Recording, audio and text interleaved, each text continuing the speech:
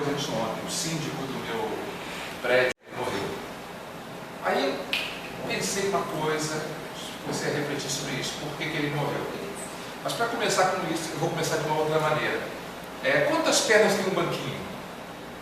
Vocês sabem quantas pernas tem um banquinho? 4. No mínimo 3. Se você arrancar uma perna do banquinho que tem 3 pernas, você fica com 2 pernas. Ele fica estável? Não é mais um banquinho. Não é mais um banquinho. Pode ser um banquinho daqueles de saltimbanco, de palhaço, de circo, mas não é. E se você arrancar mais uma? Aí realmente é de equilibrista, uma perna só, não é? Então é sobre isso que eu queria falar. Vocês devem, não sei, algumas pessoas devem ter ouvido falar de Viktor Frankl. Quem já ouviu falar em Viktor Frankl?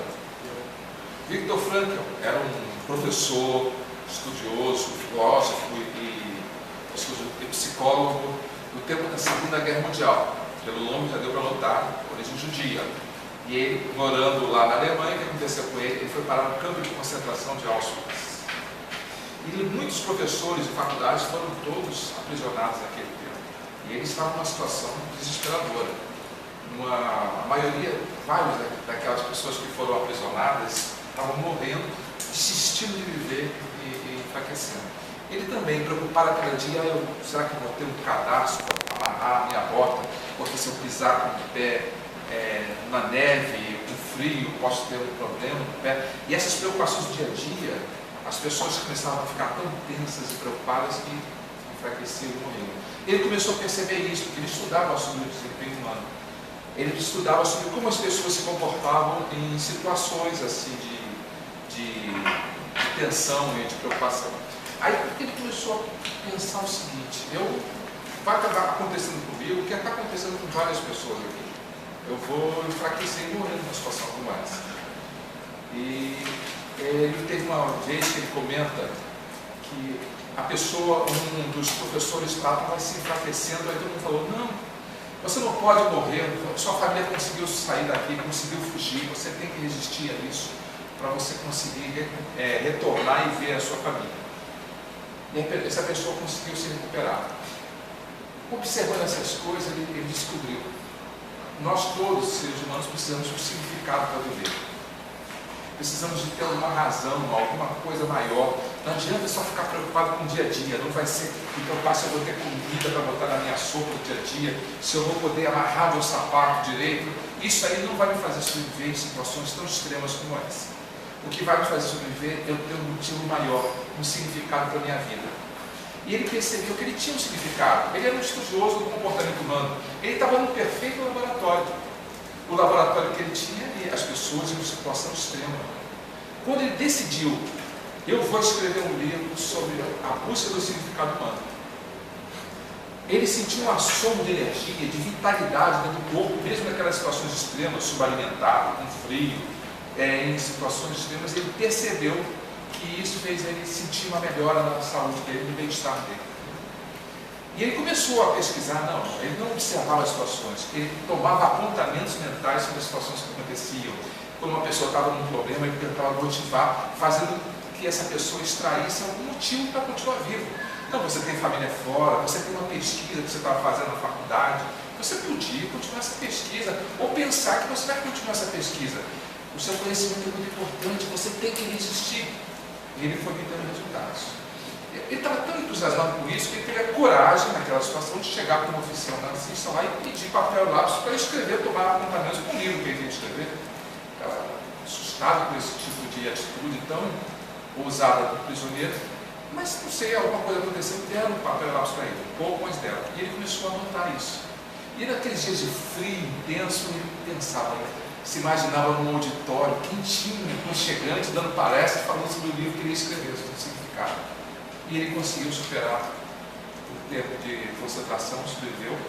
Ele conseguiu ajudar umas pessoas. Depois que acabou a guerra, ele escreveu um livro chamado O Homem à Procura do Significado de Si Mesmo. Que ele se tornou o pai da psicologia humanista. Tá, aí você vai me perguntar, isso é bastante interessante. Ele mostrou a importância do significado. E o que tem isso a ver com o banquinho que eu falei? É que uma coisa interessante que as pessoas observam é que você precisa ter pelo menos mais do que uma coisa para te manter sustentado na vida. Porque às vezes sua vida é sacudida. Às vezes você está com uma saúde boa e você tem uma crise de saúde, para não dizer doença. Se isso for a única coisa que te sustenta, que te dá significado na vida, você vai ter mais dificuldade ainda de se manter. Ou então aquela pessoa que tem aquele emprego maravilhoso, o sobrenome dela é o sobrenome da empresa, fulano da empresa tal, aí ela perde esse emprego. Possivelmente, se a única coisa que define ela como pessoa, o que pode acontecer com ela? Ela perder a razão por viver. Isso é mais importante do que parece. Ou então, ela se aposenta. E muitas vezes as pessoas se aposentam porque caem doentes. E esse é o tipo de coisa que a gente tem que pensar. Se você tiver, isso eu estava refletindo, um só pilastro, um só fundamento da sua razão de viver, do seu significado, se esse for sacudido, você cai. O ideal é que você tenha pelo menos 4. Para algumas pessoas pode ser o lazer, outros a cultura, a busca pelo conhecimento, outros o emprego, um amor, um bom relacionamento, a família. Depende de cada um. Mas é bom a gente ter como uma visão de que se você basear a sua vida em só uma coisa, se isso for sacudido, se essa perna quebrar, tem que ter pelo menos outras 3 para te manter estável. Não é? Porque se você só tiver 3, se quebrar uma, você está numa situação instável. Se quebrar 2, você só fica com um fundamento e as dificuldades de vida podem fazer com que a gente se sinta desconfortável demais. E aí eu volto ao meu síndico. Esse é o meu síndico, o senhor de 65 anos, eu via poço de vitalidade, corria na praia, uma energia tremenda, um advogado aposentado, uma pessoa dinâmica, totalmente energética, totalmente voltada, resolvia todas as coisas. Mas você sabe como é que é síndico, você sabe como é que é questão de prédio, né? Uma brigalhada tremenda, e discussões, não sei o quê. Aí houve alguma coisa em outubro e conseguimos, depois de 20 anos, tirá-lo do cargo de síndico. E a gente observou, eu observei, porque eu via pouco, cumprimentava ele no elevador, ele começou a fenecer aos olhos vistos. De outubro, no final de outubro, até há pouco, um dia eu passei por ele há mais ou menos 2 semanas atrás, eu olhei assim para ele, eu cumprimentei, ele não respondeu, ele parecia que estava andando e não conseguia mais pensar direito. Ele perdeu a razão principal pela qual vivia. E há 2 dias atrás ele morreu dormindo. Uma pessoa saudável, bem-estar, de certa maneira, mas não tinha mais razão pela qual vivia. E se você observar bem, você vai observar várias vezes acontecendo. Muitas vezes as pessoas se aposentam ou saem do trabalho e não tem outro significado para suas vidas.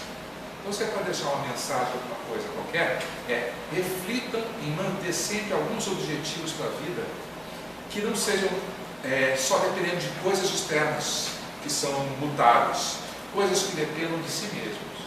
A gente sabe que artistas, maestros, pessoas que lidam com arte, cultura, elas costumam ser pessoas muito longevas. E uma das razões disso é porque a arte e a cultura é uma coisa que depende muito de si mesmo. E você pode fazer até os últimos dias da vida.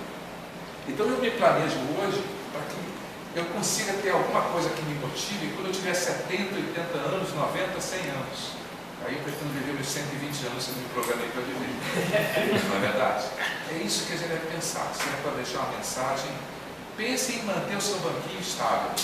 E ter umas perninhas perninhas extras para colocar, opa, essa perninha está bambeando, tem umas outras. E se tiver algum probleminha em alguma área, tem outras para te sustentar. É isso.